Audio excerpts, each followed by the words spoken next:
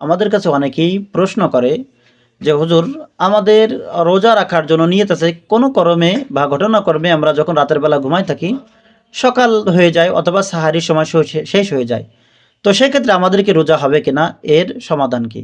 উত্তর হলো, যদি কোনো ব্যক্তি এমন হয় সে ব্যক্তির নিয়ত ছিল যে সাহারি খাবে, কিন্তু ঘটনাক্রমে সাহারির সময় উঠতে পারে নাই বা সকাল হয়ে গেছে, তাহলে এর দ্বারা সে ব্যক্তির রোজার কোনো সমস্যা হবে না।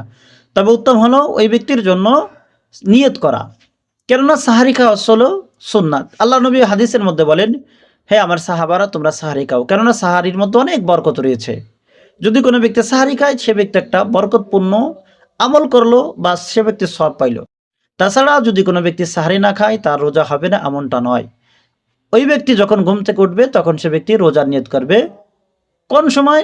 সর্বোচ্চ যদি কোনো ব্যক্তি নিয়ত করে, তার সময় হলো সূর্য হেলার আগ পর্যন্ত।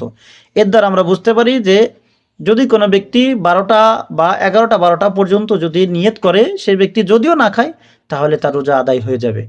এরপরে যদি কোনো ব্যক্তি রোজা নিয়ত করে তাহলে তার রোজা আদায় হবে না।